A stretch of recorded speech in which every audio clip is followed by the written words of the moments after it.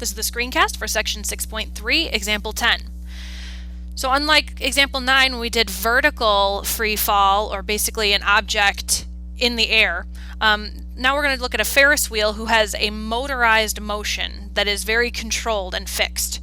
So Jane is riding on this Ferris wheel. It's got a radius of 30 feet, and it's turning counterclockwise once every 10 seconds. So we have to represent its horizontal change as well as its vertical motion.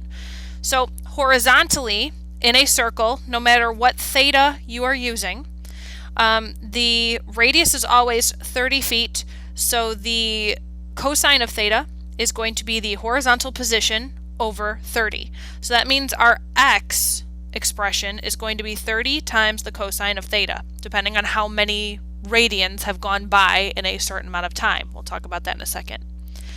Now the vertical position of, what's her name? Jane. The vertical position of Jane is going to be the sine of theta, which equals the vertical position over the hypotenuse, opposite over hypotenuse. So the vertical position is going to be 30 times the sine of theta. Now in this case, theta is going to be represented by an expression. Let's see, the Ferris wheel completes a full rotation every 10 seconds, or full revolution every 10 seconds. So that's 2 pi every 10 seconds times the number of seconds. Or you can look at it as you have the number of seconds divided by 10 times 2 pi. So 1 second would be 1/10 of a full rotation. 2 seconds would be 2/10 of a full rotation, etc. So that's pi t over 5, or pi over 5t. So the horizontal position of Jane's car that she's riding in the Ferris wheel is 30 times the cosine of pi over 5t. The vertical position is going to be 30 times the sine of pi over 5t, but we also have to add on the actual height of this, Ferris wheel. So she's 10 feet off the ground, but that means the center of the Ferris wheel is 40 feet off the ground. As it says in the problem, assume the lowest point of the Ferris wheel, so 6 o'clock down at the bottom, is 10 feet above the ground. We are also going to assume that at time t equals 0, she is marked at point A.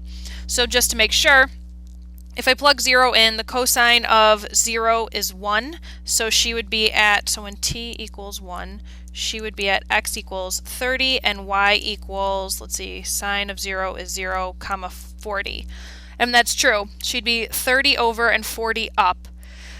So in other words, our y-axis when we graph this is going to be right here, and then our x-axis is going to be the ground. Now I gotta find a window. We're going to start her at 0 seconds. Now we want to know her position at 22 seconds, so I just went up. If it takes 10 seconds every cycle, I'm like, oh, let's just go through 3 cycles. So 30 seconds.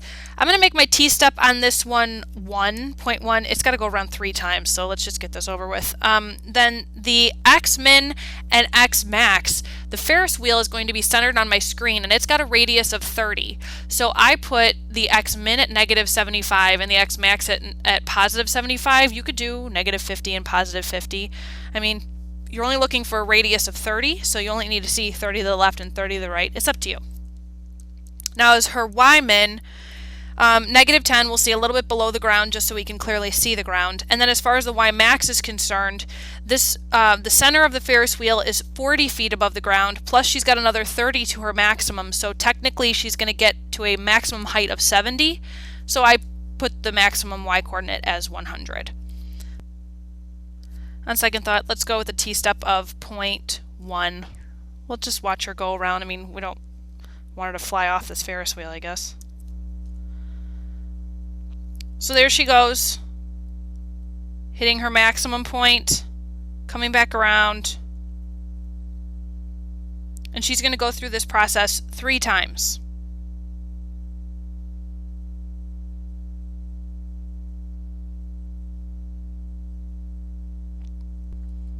Now I assume you tried this on your own calculator and you saw that it took quite a bit of time for her to get around 3 times. So if you want to bump up your t-step, that's totally fine with me. Now the goal of this is to find out what her position is at 22 seconds. So I'm going to hit trace and then 22 seconds. Her position is at 9.27, 68.53. So she's 68.53 feet off the ground and 9.27 feet to the right of the center of the Ferris wheel. In the now try problem, Ron is on a Ferris wheel of a radius 35 feet that turns counterclockwise, blah, blah, blah. I mean, I don't know about you, but I am going to draw this picture. That is a horrible circle. Radius 35 feet. So I'm going to put 35 feet there, which means, let's see, his x position is going to be 35 times the cosine of theta, or horizontal position. The vertical position is going to be 35 times the sine of theta. So if I'm going to start writing the parametric expressions, x would be 35 times the cosine of, okay, theta. So let's see. The Ferris wheel completes 1 revolution every 12 seconds. So there are 2 pi radians that happen every 12 seconds. So that means in 1 second, 1/12 of the full rotation will occur. In 2 seconds, 2/12, etc. So I've got pi t over 6. So that means my horizontal positioning is going to be 35 times the cosine of pi t over 6. My vertical positioning is going to be 35 times the sine of pi t over 6 again, except I need to add the initial height. So I've got the radius plus the height off of the ground of this Ferris wheel. So let's see. The lowest point of the Ferris wheel, 6 o'clock, is 15 feet above the ground on the rectangular coordinate system. Parametric equations for this position, we started the point 3550, so I'll check that too. So if he's 15 feet off the ground at the lowest point, plus a 35 feet for the radius of the Ferris wheel, 50 feet is his initial height here. So let's double check. At time t equals 0, the cosine of 0 is 1, so 35.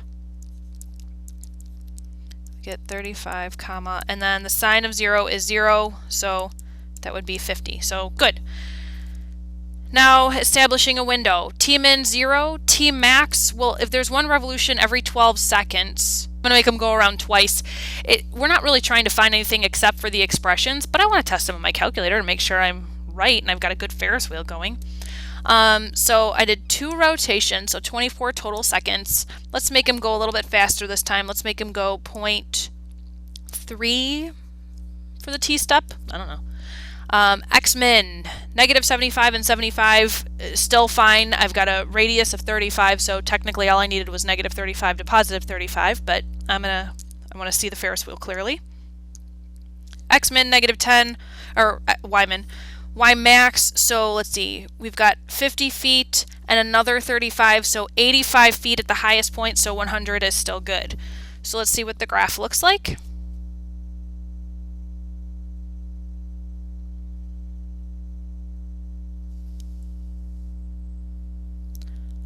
Not bad. It looks a little oblong to me. So if I want to, I can hit zoom and then square to make it look like an exact circle. That's better.